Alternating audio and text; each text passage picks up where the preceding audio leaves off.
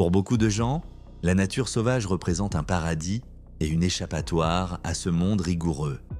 C'est pourquoi des millions de personnes se rendent chaque année dans des parcs et des forêts. Cependant, la nature peut également être le théâtre de morts mystérieuses. Cette vidéo racontera les histoires de campeurs ayant disparu sans laisser de traces.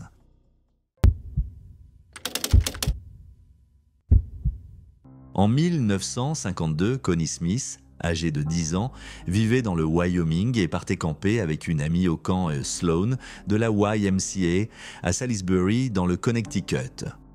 La journée avait commencé de manière inquiétante par un saignement de nez, la conséquence d'une altercation avec d'autres campeurs. Malgré cela, Connie garda son sang-froid et disparut sans laisser de traces après avoir informé ses compagnons de tente qu'elle allait rendre un pack de glace.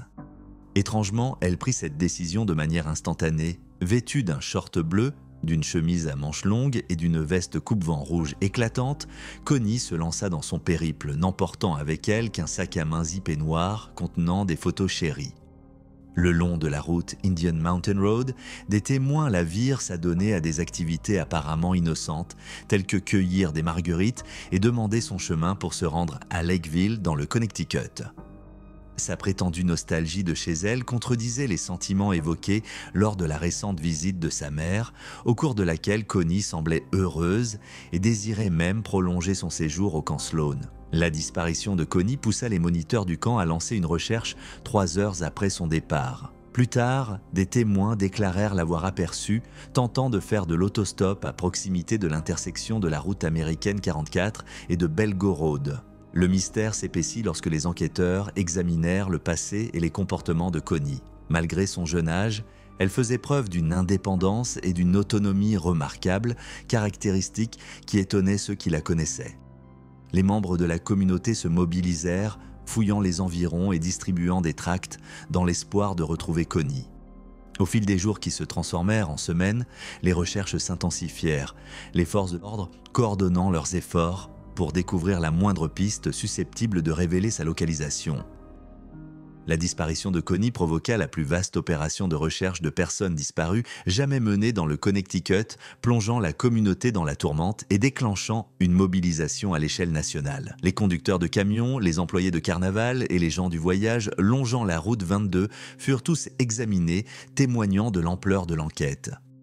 Les policiers, les bénévoles et même des appareils provenant de Westoverfield et de la Civil Air Patrol sillonnèrent la région sans relâche, mais la trace de Connie demeura introuvable. Bien que son père, Peter Smith, ainsi que d'autres membres de la famille participassent activement aux recherches, le mystère persistait, jetant une ombre sur la communauté.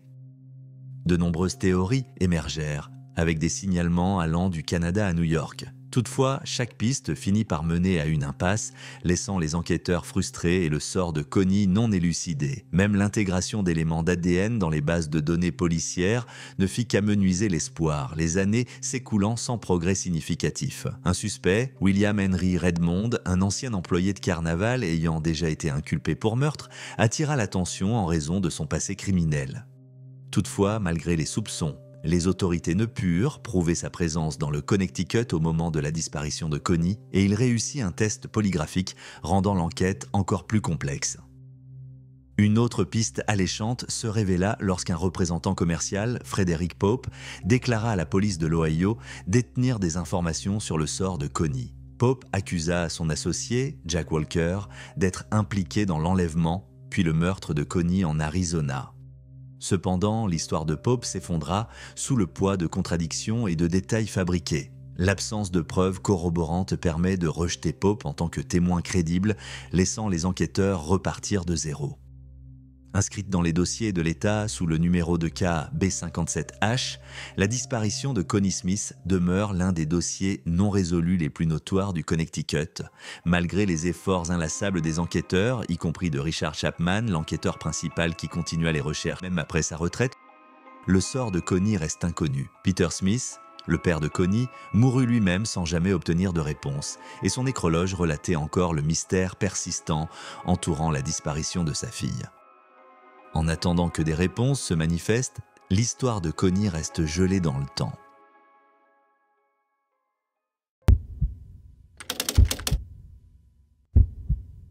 Il y a presque un demi-siècle, la beauté paisible d'une randonnée à Spokane se transforma en cauchemar pour la famille Panknin. La famille, composée de Bobby, de ses frères Jim et Bill et de leur mère Edna, s'était lancée dans une randonnée près du Deep Lake Resort, dans le nord du comté de Stevens, en quête de réconfort dans l'étreinte de la nature.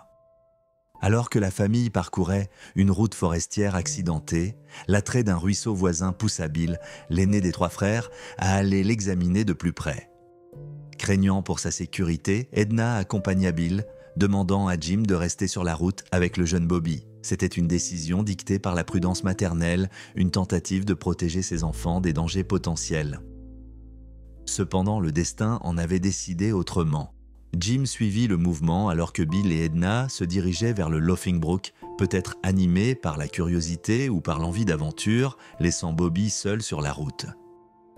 Bill et Edna revinrent de leur brève escapade, s'attendant à retrouver Jim et Bobby, mais furent donc confrontés à un silence inquiétant. Bobby était introuvable. La panique s'empara d'eux alors qu'ils cherchaient désespérément Bobby, leurs appels résonnant dans le dense feuillage sans obtenir de réponse. Bien que se trouvant à proximité de la route, Bobby avait disparu sans laisser de traces, laissant sa famille perplexe et anéantie. Les quelques minutes qui s'étaient écoulées semblèrent une éternité pendant qu'ils fouillaient les environs, chaque seconde qui passait intensifiant leur douleur. L'hypothèse initiale des frères, pensant que Bobby avait disparu peu après leur départ, s'avéra tragiquement erronée. Alors que les heures se transformaient en jours, puis en semaines, la recherche de Bobby s'étendit bien au-delà des limites de la forêt, captivant les cœurs et les esprits de la communauté locale. Faute d'indices tangibles, les spéculations allèrent bon train. Allant d'une errance accidentelle à un acte criminel, l'incertitude obsédante entourant le sort de Bobby jeta une ombre longue sur la famille Panknin, les enfermant dans un état perpétuel de chagrin et d'incertitude. Malgré les recherches exhaustives menées par les forces de l'ordre et les bénévoles, Bobby demeura introuvable, sa disparition enveloppée de mystère. Le temps qui passait ne fit qu'accentuer la plaie, l'espoir s'amenuisant et la probabilité d'une issue se faisant de plus en plus mince. Le père de Bobby, Howard Panknin, pêchait avec son fils aîné, Ted, lorsque la nouvelle de la disparition de Bobby parvint à ses oreilles. Malgré ses efforts inlassables, Bobby était introuvable, son sort demeurant enveloppé d'une incertitude impitoyable. Au milieu du chaos et du désespoir, la mère de Bobby, Edna Panknin, se retrouva injustement accusée de la disparition de son fils. Malgré son amour inébranlable et sa dévotion envers ses enfants, elle devint la cible de critiques et de suspicions, chacune de ses actions étant analysée minutieusement par ceux qui cherchaient des réponses dans le vide, laissées par l'absence de Bobby. Pour Jim, la culpabilité de la disparition de Bobby restait comme une ombre, le rappel constant de ce qui aurait pu être. Il se débat sans cesse avec l'idée qu'il aurait dû rester auprès de son frère cadet, pour le protéger de tout danger invisible guettant dans la nature sauvage. Les frères parlaient rarement de l'incident, mais leur silence en disait long. Ils savaient tous que la disparition de Bobby n'était pas le fruit d'une négligence ou d'une erreur, mais bien le triste coup du destin qui avait changé à jamais le cours de leur existence. Howard et Edna, malgré leur chagrin, restèrent des piliers de force pour leur famille. Leur amour inébranlable et leur résilience face à une perte inimaginable furent un phare d'espoir dans les moments les plus sombres. Bien que leur cœur souffre du manque de leur fils disparu, ils trouvèrent du réconfort en sachant que la mémoire de Bobby vivrait à jamais dans leur cœur. Le fils aîné, Ted, n'a jamais cessé de se demander quel avait pu être le destin de son frère. Au fil des années, alors que la disparition de Bobby demeurait inexpliquée, il n'a pu s'empêcher d'envisager la possibilité que son frère soit encore en vie, vivant sous un autre nom avec une autre famille. Cette pensée le hantait, mais il s'y accrochait comme à une bouée de sauvetage, refusant d'abandonner l'espoir qu'un jour, ils seraient réunis. Malgré la tragédie, la famille Panknin est restée fidèle à son amour pour la nature. Bien qu'ils ne soient jamais retournés à Deep Lake, le lieu de l'incident, les souvenirs de leurs excursions en camping restèrent gravés dans leur cœur, tel un doux amer rappel des jours heureux passés. Cela fait plus de 50 ans que Dennis Lloyd Martin est parti camper dans le parc national des Great Smoky Mountains avec sa famille à seulement 6 jours de son 7e anniversaire. Ce n'était pas l'incident déterminant, mais ce qui s'est passé au camp reste l'un des événements les plus mystérieux de l'histoire. Affectionnément surnommé Denny par ses parents, il possédait malgré son jeune âge un esprit résilient faisant preuve d'une force remarquable et d'une témérité qui démentait sa petite taille. Ce fatidique samedi matin du 14 juin, Dennis se lança, avec sa famille, dans une randonnée de Russell Field jusqu'à Spence, où des proches attendaient impatiemment leur arrivée. Après le déjeuner, et une fois la vaisselle faite, les adultes s'installèrent sur une petite colline pour discuter et profiter de la vue, tandis que Dennis, Doug et 2 autres garçons couraient et jouaient dans le champ. Juste avant 16h30, les garçons se rassemblèrent pour chuchoter entre eux sous le regard des adultes. Puis ils se dispersèrent, Doug et les autres se dirigèrent vers le sud, Dennis vers le nord et d'autres vers l'ouest en direction du Tennessee. Les adultes sourirent et attendirent, sachant bien ce que ces enfants avaient en tête. Le père de Dennis, Bill, et les autres feignirent une surprise exagérée lorsque les garçons jaillirent des broussailles derrière eux, poussant des cris et riant aux éclats. Après quelques minutes, 2 ou 3 peut-être selon le compte du père, et pas plus de 5, la terrible question fut posée: où est Dennis ? Les minutes se transformèrent en heures et l'absence de Dennis devint de plus en plus flagrante alors que le soleil se couchait. La panique se répandit parmi le groupe qui se mit à le chercher frénétiquement, appelant désespérément son nom, leur voix se perdant dans le bruissement des feuilles et le grondement lointain du tonnerre. Le grand-père de Dennis, Clyde Martin, entreprit le difficile voyage jusqu'à la station de garde forestier de Cad's Cove pour signaler la disparition de son petit-fils. Parallèlement, le père de Dennis, Bill Martin, sollicita l'aide d'un naturaliste du parc qu'il avait rencontré. Pourtant, malgré tous leurs efforts et l'assistance des responsables du parc, Dennis resta introuvable. Pendant ce temps, le temps se moquait bien de ce que traversaient ces familles. Les nuages s'amoncelèrent au-dessus d'eux tandis qu'une brise balayait le champ et le tonnerre grondait au loin.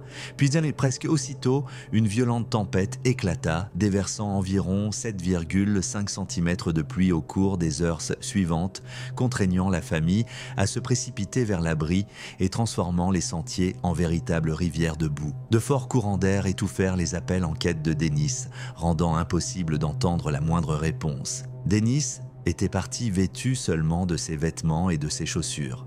Il n'avait ni chapeau, ni imperméable, ni aucune autre protection. Cette nuit-là, la température chuta jusqu'à environ 10 degrés Celsius, plongeant les campeurs dans un froid glacial. Parfois, sa famille sortait de l'abri pour appeler son nom, en vain. Le garde forestier, Dwight McCarter, fort de ses nombreuses années d'expérience dans le terrain impitoyable des Smokies, comprit bien la terrible réalité à laquelle Dennis était confronté. Chaque heure qui passait faisait croître la menace d'une hypothermie potentiellement mortelle. Le lendemain, une immense opération de recherche et de sauvetage fut lancée, réunissant des centaines de bénévoles et de responsables du parc dans une ultime tentative de retrouver Dennis avant qu'il ne soit trop tard. Malgré leurs efforts inlassables, et la mobilisation massive, le terrain accidenté et les conditions périlleuses se révélèrent être des obstacles redoutables. Bien que leurs intentions fussent bonnes, de nombreux bénévoles compliquèrent involontairement la recherche en piétinant d'éventuelles preuves et en brouillant le cours déjà complexe de l'enquête.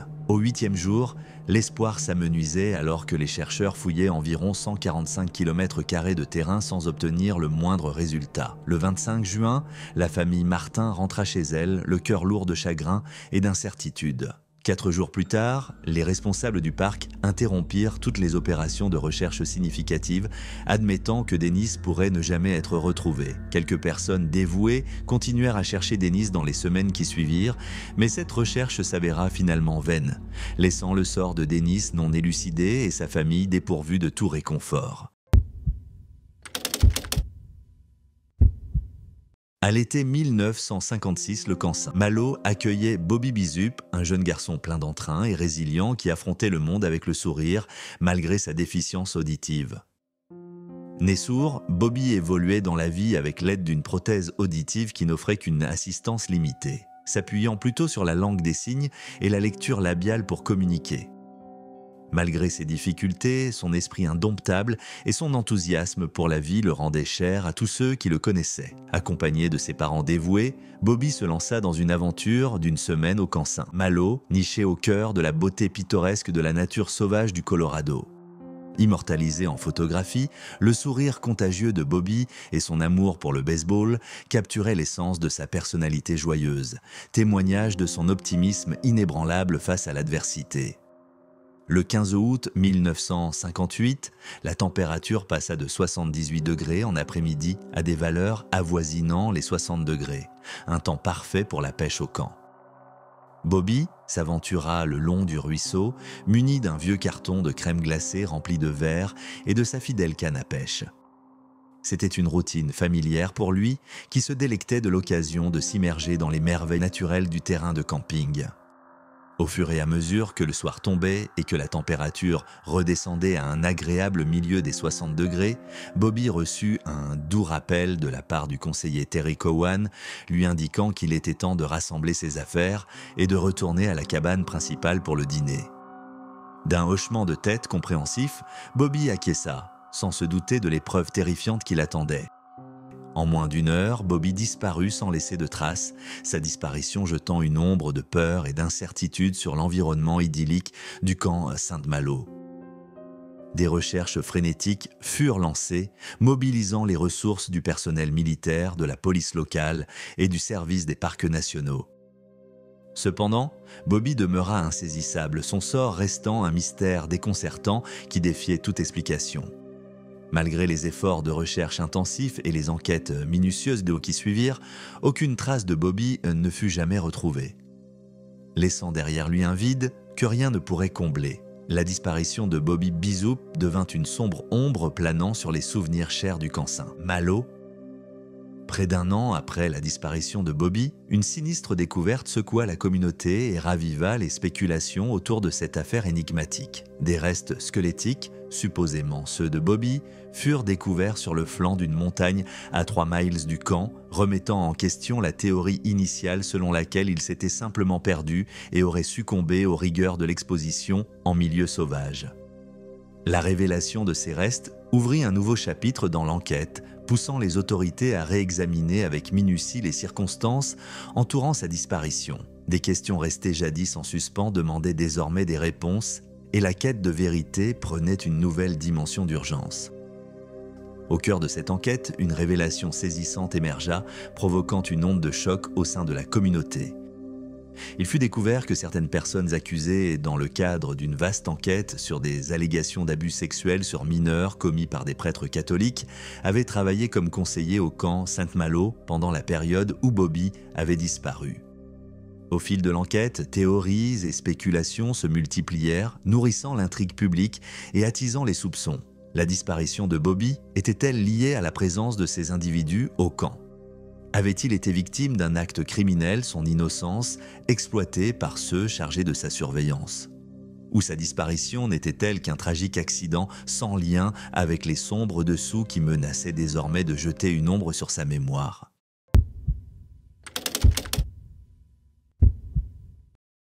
Dans l'État australien de Victoria, Russell Hill, 74 ans, et Carol Clay, 73 ans, se lancèrent dans un voyage de camping pour trouver paix et sérénité au cœur de la majestueuse beauté des Alpes victoriennes.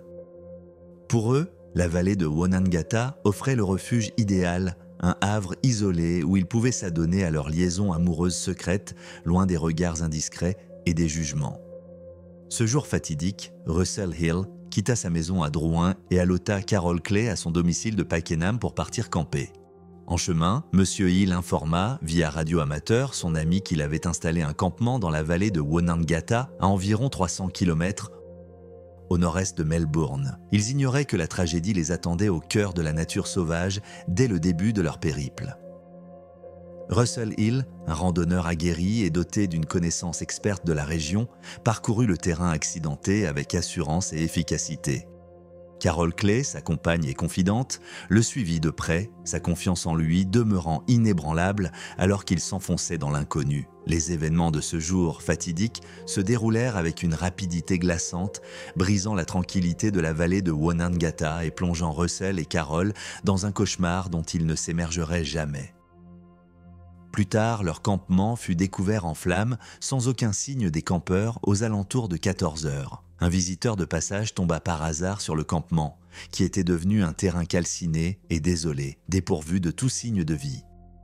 Les vestiges d'un incendie suspect étaient éparpillés parmi les cendres et la police fut alertée. L'ami de Russell, Rob Ashlin, fut contacté au sujet de l'incident. Il savait que l'expertise de Russell dans la navigation en pleine nature rendait improbable qu'il se perdît dans des fourrés denses sans raison impérieuse. L'absence d'appel de détresse sur la radio amateur renforça le mystère, laissant Rob et d'autres chercher désespérément des réponses dans un océan d'incertitudes.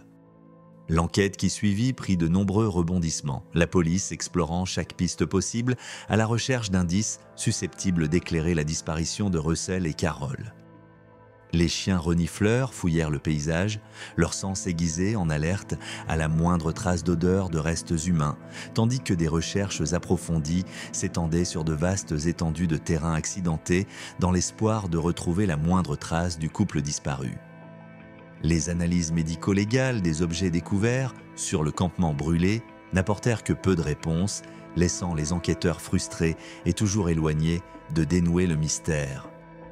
Les spéculations allèrent bon train, avec des théories allant du jeu déloyal à une mésaventure accidentelle, chacune offrant un aperçu fascinant des profondeurs obscures de la psyché humaine.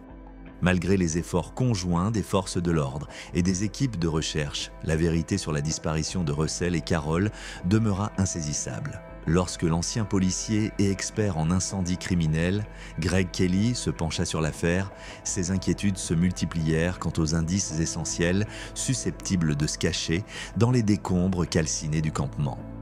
En dépit de l'absence totale de toute trace des amants disparus, les autorités hésitèrent à qualifier l'affaire de simple cas de personnes disparues. Fort de sa vaste expérience en enquête criminelle, Kelly trouva très étrange que Russell Hill, un aventurier chevronné, ait laissé un feu de camp se consumer sans contrôle, éveillant ainsi des soupçons quant à un acte malveillant. L'idée d'utiliser le feu pour détruire des preuves matérielles d'un crime résonna avec Kelly, qui en vint à penser que l'incident sur le campement avait pu être un acte délibéré destiné à dissimuler une vérité plus sombre.